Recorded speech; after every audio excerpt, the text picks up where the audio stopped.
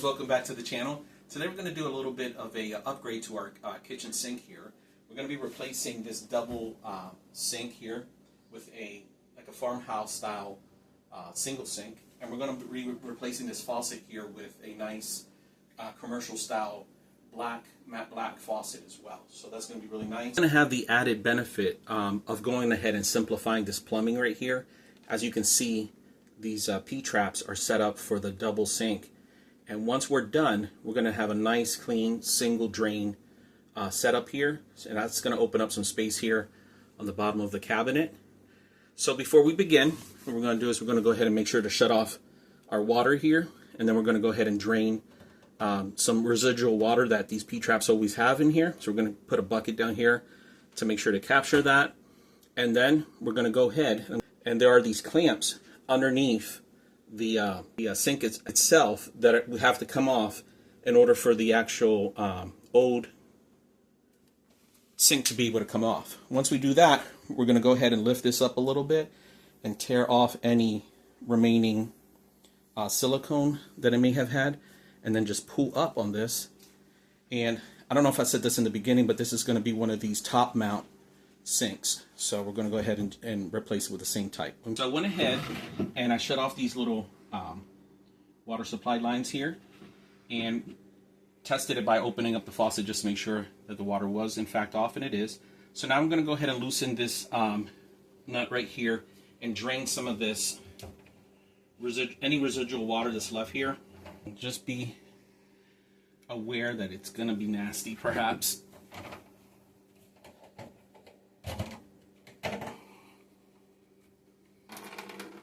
Oh, it's not too bad. Could have been worse.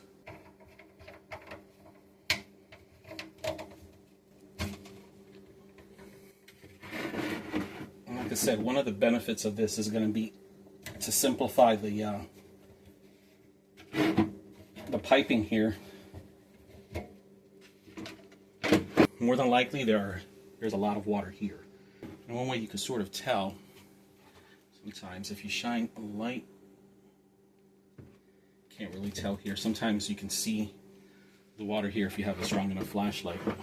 So what I'm going to do is, with the new setup, the new drain is going to be in the center here. Okay, so I'm going to go ahead and loosen this here, and I'm going to end up reusing this P-trap here. So I'm not going to loosen these connections. We will double check them once we're done with everything, because we're probably going to have to loosen this here to adjust it to the new position.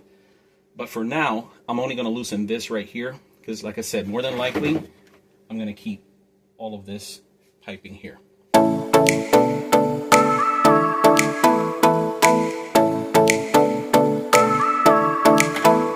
And I know some people out there are going to say, you know, when installing a new sink, you should probably go ahead and just replace this, but these are not even a year old, because we recently put in the dishwasher here and we had replaced this. This was originally metal, so it's not that old. It's still in great shape, so it's a cost savings to not have to replace it, though it's not going to break the bank if we had to, but this is still in relatively good shape.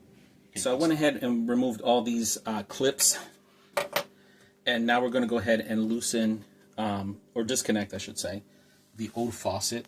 That the connection is up here. And once we do that, we're going to go ahead and start trying to lift the old sink up so that we can go ahead and remove it. Alright guys, so I'm going to go ahead and use this adjustable wrench to loosen the old faucet right here. So this is where we're going to loosen it here.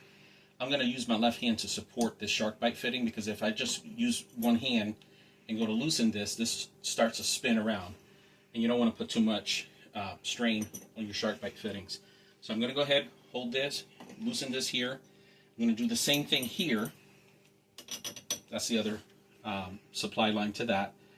And once I do that, I go ahead and replace the faucet. I'm going to make sure to also replace the Teflon tape that you see here. This white tape here and white tape here.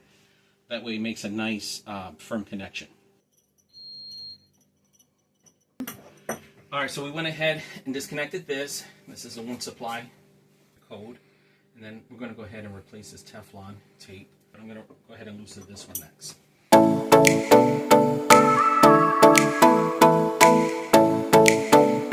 so I'm using these little pry bars here to just gently go around and loosen the connection. I don't want to cause any damage to these countertops. This is just Formica, so you want to be careful with this. But you can see there's a lot of old silicone and just crud here, so we're going to just gently go around breaking this entire seal little by little so that we can go ahead and pull the old sink up and out of the counter. Alright guys, so we got this lifted up. Wasn't that bad to break the seal. You can see old silicone, and this is actually probably food particles as well as a gasket that it looks like it had there. So we're going to go ahead and vacuum this up a little bit, and then we're going to use a scraper to go ahead and remove all of this old silicone so we can put a new bead of silicone. So in order to get this off, I'm going to use this Hyper Tough scraper. I like it because it comes with both metal and plastic razor blades. So I'm going to go ahead and use a plastic one just to protect the finish of the countertop. So it's pretty neat because you can adjust the length of it, and you can go in and see how easily it will scrape up that old silicone. Because it's plastic, it's not going to damage your countertop.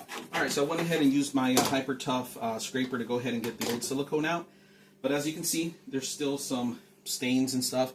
So we're going to go ahead and use these nice crocodile cloths, the Garage series. These things are great. They're tough. They're a lot bigger than your average cleaning cloth, 15 by 10. So we're going to go ahead and use this in conjunction with the scraper to go ahead and, you see how you go ahead and use that, take your scraper, you see that stain right there, lay the wipe down, take the plastic end of the plastic blade. Alright guys, so we're going to go ahead and start laying down a bead of silicone here so that we can go ahead and lay the new sink on top. For this silicone, I'm using the DAP AMP Advanced Modified Polymer. It's for kitchen and bath, and it's a hybrid. It says it outperforms silicone, wet surface application, 30-minute paint ready, and crystal clear clarity. So we're using that to go ahead and lay down that bead to sit the new sink on top of and create a nice seal. Alright, so you can see that where I laid the silicone bead right here, there's some excess there.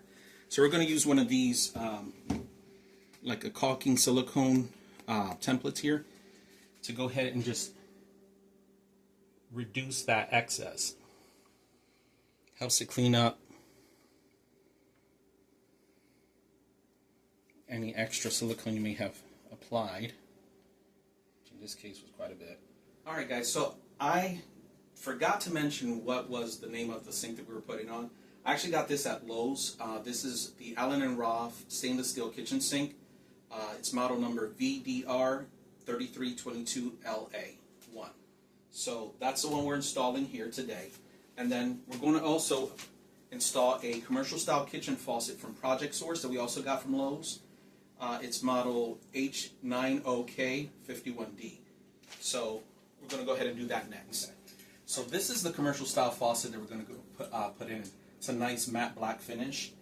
We're going to go ahead and use this deck plate that came with it because, as you notice, there's 4 holes in this farmhouse style sink, and we're only going to need the one. I'm only going to install a faucet. I'm not going to put a soap dispenser. However, I am going to leave this hole available in case in the future I want to put a soap dispenser.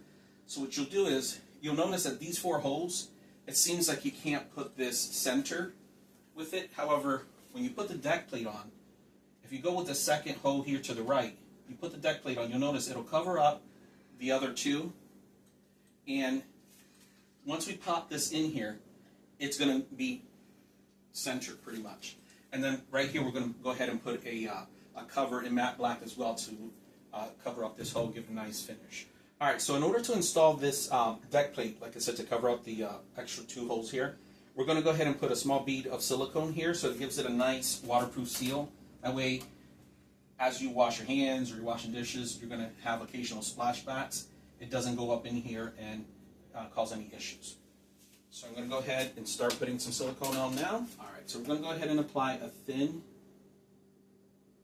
bead of silicone. And once we go ahead and finish applying the silicone, we're going to go ahead and apply it over the hole that we want to cover.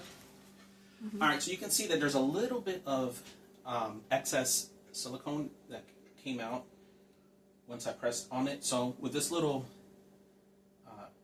caulking blade, I'm going to go ahead and just smooth that out a little bit. And now we're good to put the deck plate on.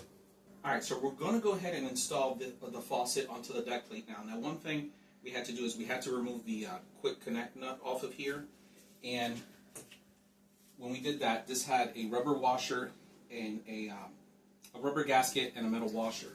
Now, one thing we're going to have to do is this flange right here is only for use when you're not using the deck plate, so it has to come off since we're going to use the deck plate, okay? And what we're going to do is we're going to run the water lines. You have to do one at a time in order for it to be able to go through that hole. And you'll notice it'll sit right on that lip there. Now from the bottom, we're going to go ahead and put this rubber gasket first on the bottom, and then the metal washer right underneath it like this, okay? And then we're going to attach the quick connect nut to the bottom. So it's going to be helpful to have somebody hold this for you in place while you go in from the bottom and tighten everything up. All right, so as you can see, we went ahead and put the quick connect nut on the bottom and tightened it, not too tight, just enough there. You can see now that's a nice solid connection there. And now we're going to go ahead and put the supply lines together here at the bottom. We're going to go ahead and connect the supply lines.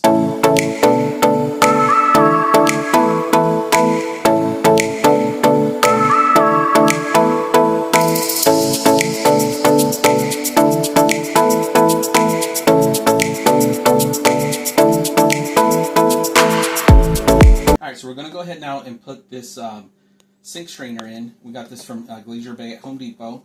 And we're also going to need, as part of this install, to use some of this plumber's putty. I'll show you exactly where it needs to go. So as you can see, got several parts here. You have this nut right here, okay?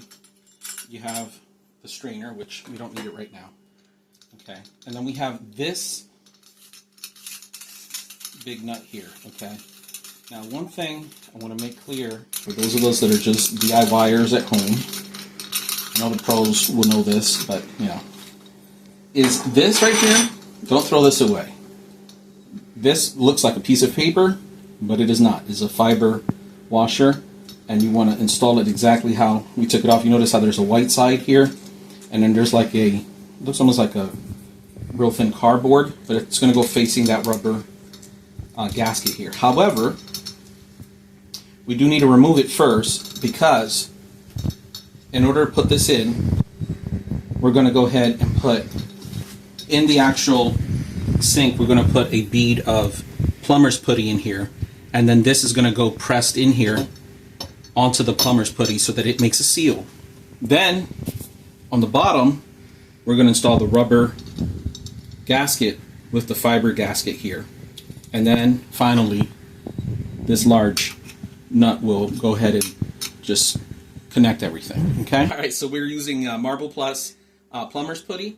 This has like a clay dough consistency, okay? So we're going to take some out here, and we're going to form a bead with this stuff. We're just going to work it, make like a little snake out of it, enough that it will wrap around here. The strainer, we put it right here and press down. Another one of my crocodile cloths to go ahead and just wipe any excess putty off of here so it doesn't get a chance to stain the sink. We went ahead and installed the strainer. Now we're going to go in from the bottom of the sink, and we're going to put the rubber gasket in first, then the fiber washer, and then we're going to lastly put this metal nut in the bottom to tighten everything up. Alright, so we're underneath the sink here. Go ahead and put rubber washer first, rubber gasket I should say, fiber gasket, and then the metal nut here. So As you can see, it's a nice simplified single drain connection now. And we tested all the connections just to make sure that there was no leaking. So we're good there. Alright guys, so I went ahead and picked up Home Depot this Everbuilt sink hole cover. If you can see it's matte black to match the faucet. And what we're going to do is we're going to put it right in here to cover that up. That way we have the option, if we ever change our minds and want to put a soap dispenser there, we can do that somewhere in the future. But in the meantime, we can cover that up nicely. So as you can see here, it's real simple. Alright, so we unscrew this nut here.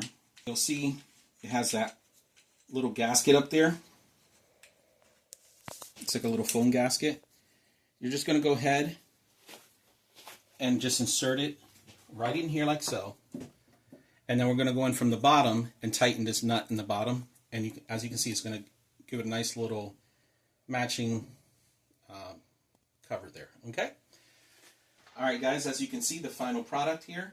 Nice functioning water. Has a nice high pressure spray function. So it's a 2-function faucet. And it's really nice. All in all, it took about, since this is my first time doing a project like this, it took me about 2.5 hours and several trips to Home Depot.